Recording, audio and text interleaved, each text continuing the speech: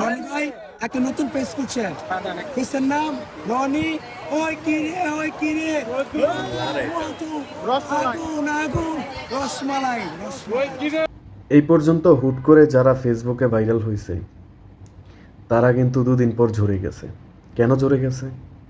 কারণ তাদের ওই একটা কথাই মানুষের কাছে, মানুষের ব্রেইনে, মানুষের মস্তিষ্কে আটকায় গেছে। কারণ আমি হুট করে বের হইলাম কোন বিষয়টা নিয়ে, কোন কথাটা নিয়ে, সেই কথা নিয়েই মানুষ পড়ে থাকবে। ধরেন ওই কিরে, তারপরে বাদাম বাদাম, রানু মণ্ডলের গান। তো কিছু কিছু এমন যেই যেই জিনিসটা দিয়ে ভাইরাল হয়, ঠিক ওই জিনিসটাই মানুষ খোঁজে। পরবর্তীতে তার কোয়ালিটি কি সেটা মানুষ দেখে না।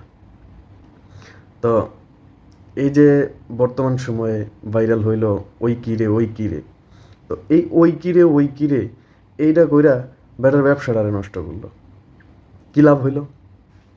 বেটার ব্যবসাটা নষ্ট হইলো কেমনে? দেখেন, 1.5 লক্ষ টাকার মাল নষ্ট হইল, ওইটা হয়তো এক কোম্পানি কিনেছে পুরোটা। তো যাই হোক, ওইখান থেকে উঠে আসছে। তারপরও পরবর্তী সময়ে সবাই যে ওইখানে ভিড় লাগায় বসে থাকে।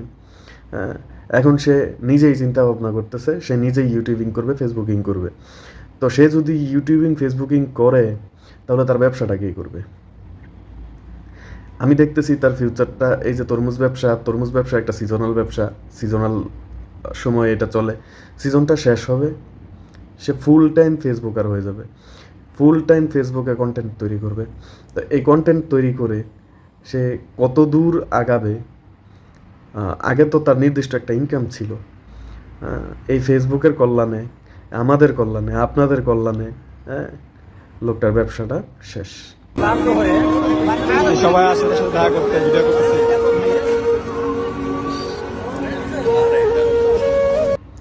তো আজ পর্যন্ত তার এই ওই কিরে ডায়লগটা দিয়ে ইনকাম হয়েছে কিছু ফেসবুকারের, হয়েছে কিছু সাংবাদিকদের, নিউজ চ্যানেলের, হ্যাঁ, রিল ভিডিও যারা ছাড়ে তার কিন্তু 2 টাকাও ইনকাম হয়নি।